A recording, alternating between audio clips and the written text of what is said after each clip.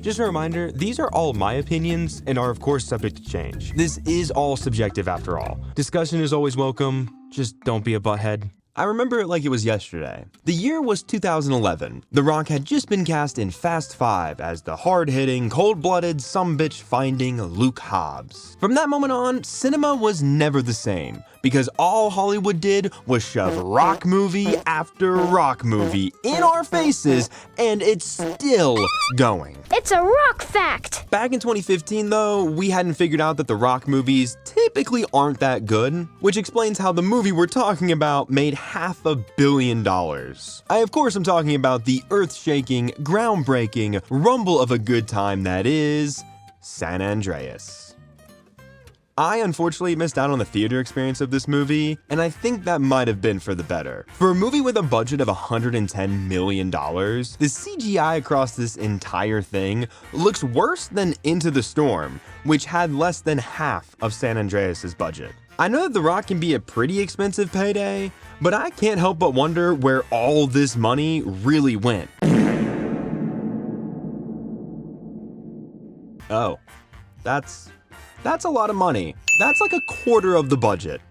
Well, on that lovely note, let's jump in. The movie opens with a girl driving near some cliffs, and she ends up getting swept away by a rock slide. The Rock and his rescue team are dispatched, while also carrying this news reporter and her cameraman who's interviewing the team and documenting them. I was really hoping this movie was going to keep this team around for more than the opening scene, but this is a Rock movie, and he isn't exactly known for playing well with others. So because this movie leaves out the most interesting characters, I'm going to leave out explaining this rescue in detail. They saved the girl, everyone clapped.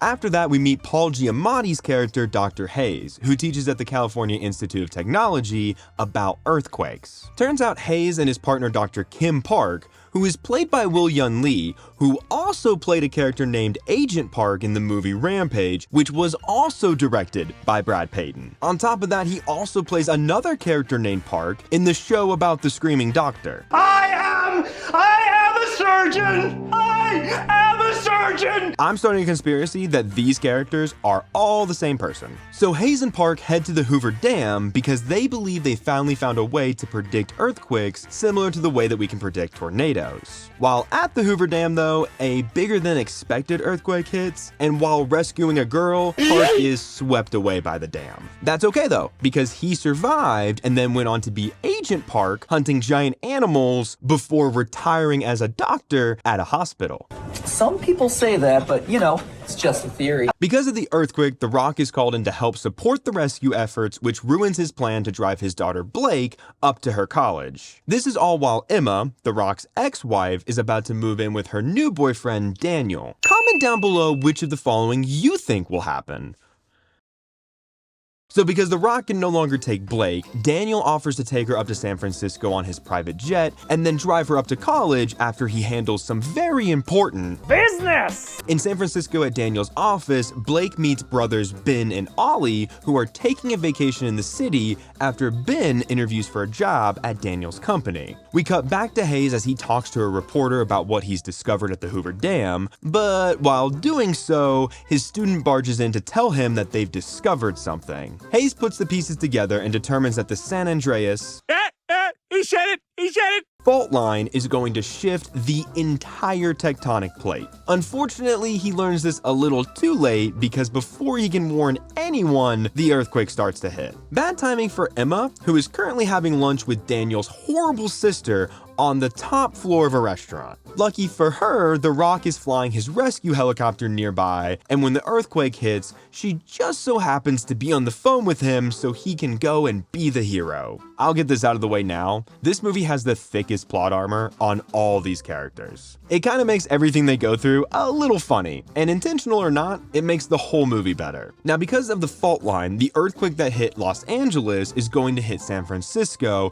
but be even worse. So just as Blake is leaving with Daniel, the earthquake hits, and would you believe that after Blake gets trapped in the car, he just leaves? That's right, the answer was B.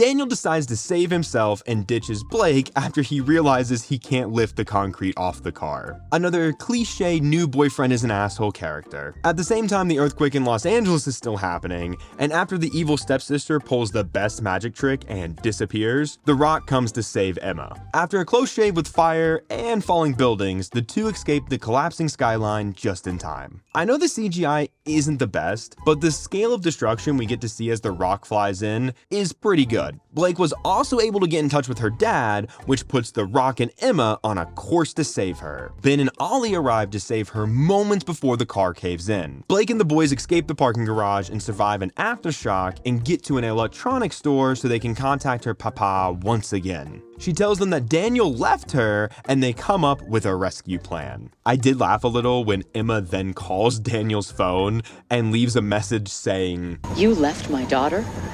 If you're not already dead, I'm gonna fucking kill you." Nice burn, Bob.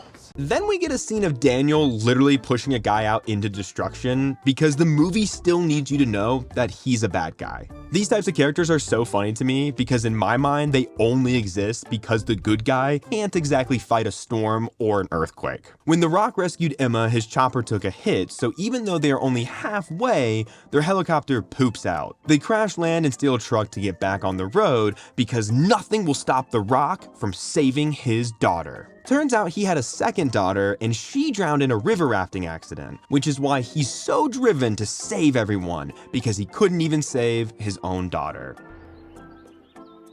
Well, that sucks. During all this, Hayes is still doing stuff, by the way. It's unfortunately a B-plot that we only cut back to when Hayes needs to tell us there's about to be another earthquake, so we can then cut to one of our main character groups going through said earthquake. And that's unfortunately what his entire plot line boils down to. The Rock and Emma almost drive off a cliff because the earthquake was so strong, the fault line is now a giant crevice. Turns out it doesn't matter because the old couple they helped happen to know where a nearby airfield is that also just so happens to have a plane. So The Rock and Emma take to the sky one last time and fly towards their daughter because nothing will stop The Rock from saving his daughter. Oh wait, I already said that. Then in front of a cop, for no reason, Blake and the brothers decide to just rob a fire truck. With the airports out and nowhere to land, The Rock and Emma parachute out of their plane and land in the Giants baseball stadium.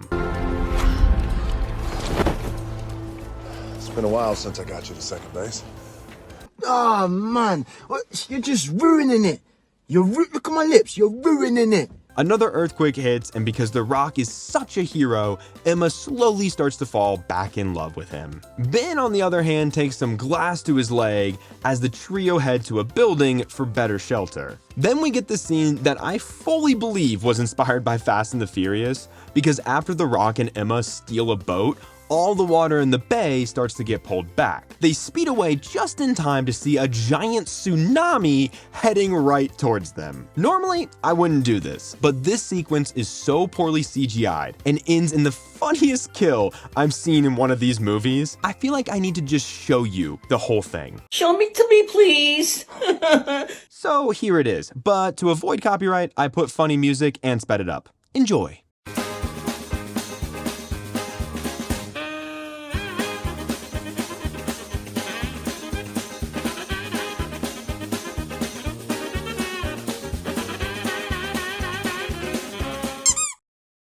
Yeah, Daniel just dies. He does nothing for the entire movie and is just the boyfriend character until he becomes flattened like a pancake by a shipping container. Blake and the boys, however, weren't able to get high enough in the building they chose, so when the tsunami hits, it puts them in some deep water. Incredibly lucky for them, The Rock and Emma float by on their boat and they get their attention. The building ends up sinking more and Blake gets separated and trapped as The Rock shows up to save his daughter because nothing will stop The Rock. I did it again. Sorry, the messaging in this movie is very in your face. Blake ends up drowning before The Rock can pull her to safety, and the whole group narrowly escapes the collapsing building. Even though he's been giving Blake CPR for like 3 minutes straight, she's not doing the Hollywood thing where you spit up a bunch of water and then cough yourself awake. I'll just give it a minute. Miraculously, she wakes up, which makes Disaster Month 2 for 2 on dramatic CPR scenes. The movie ends with another bad green screen shot and a very bad line from Mr. The Rock.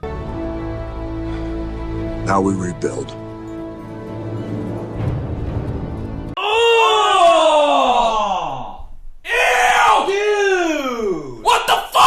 I mean, what can you expect from a movie where the premise is basically rock versus earthquake? Brad Peyton is also the director that's responsible for that rip-off Titanfall movie, so I see why this movie has a lack of originality in it. I also love Paul Giamatti, but his role in this movie is reduced to such a small part that after the Hoover Dam scene, he becomes the most boring part of this movie. Apparently there's a sequel that's in the works for this one, and look, I don't want to jump on the Rock hate train. However, he plays every single role exactly the same, and all his characters feel like the most extreme version of how anyone would actually act. Plus, I feel like before The Rock was a megastar, his acting and movie choices were way better. There are a couple good Rock movies out there that I somewhat enjoy. I mean, Moana is literally one of my favorite movies of all time, and his character plays a big part in that. Plus, it's just an incredible movie, and every time the grandma comes back, I cry, but whatever. I think his performance in this movie is funny in a silly way, so I don't mind it as much, which I think earns San Andreas a spot next to all the other disaster movies we've covered in So Bad, It's Good. Hey everyone, if you enjoyed this, don't forget to check out my video on the movie Into the Storm. Like, subscribe, and comment down below what movie you'd like to see me cover in the future.